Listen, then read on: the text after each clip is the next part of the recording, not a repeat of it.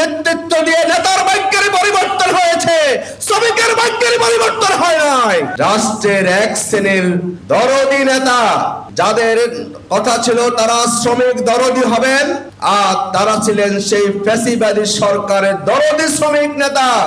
তারা সহ মিলে যখন গোপনে আদালত করে 12,500 টাকা মজুরি নির্ধারণ করা হয়েছিল, যখন শ্রমিকরা ক্ষোভে ফুঁসে উঠেছে, এই গাজীপুরের মাটিতে 4 জন গার্মেন্টস শ্রমিককে তখন তারা গুলি করে হত্যা করেছে। অধিকার তো আমরা পাইনি, বরং অধিকারের জন্য আমরা যখন আওয়াজ তুলেছি, তখন ওই ফ্যাসিবাদের আইন শৃঙ্খলা বাহিনীর বুলেট তখন শ্রমিকের রক্তকে তারা যাত্রা করতে তারা কুণ্ঠাবোধ করে নাই। তাহলে সেখানে আমরা আসলে কি পেয়েছি? বাংলাদেশের বর্তমানে জিডিপি আয় হয়, এই জিডিপির প্রায় 11 থেকে 12% আসে পোশাক শিল্প থেকে। যেই দেশে রপ্তানি আয়ের 82% আসে পোশাক শিল্প থেকে, তাহলে কেন সেই দেশের পোশাক শ্রমিকরা তার রাস্তায় নামতে হবে মজুরির জন্য? এটা আমরা জানতে চাই। আমরা কেন 3 বছর পর পর আপনাদেরকে বসতে হবে?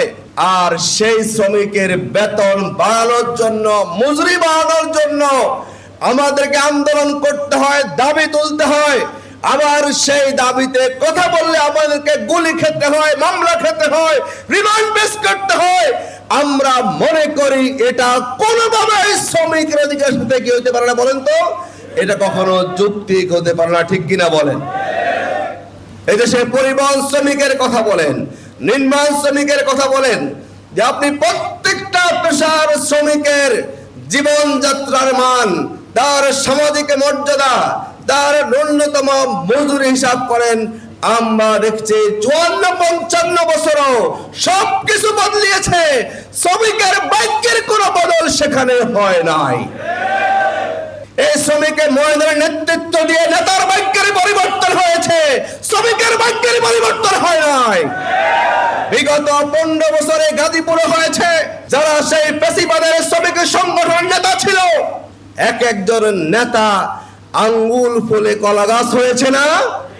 নেতৃত্ব দিয়েছেন, পদ হোল্ড করেছেন, ক্ষমতা দেখিয়েছেন, মাতবরি করেছেন, নিজের ভাগ্যের পরিবর্তন করেছেন, কিন্তু আপনারা সত্যিকার ভাবে কেউ শ্রমিকের ভাগ্যের পরিবর্তনে ভূমিকা পালন করেননি।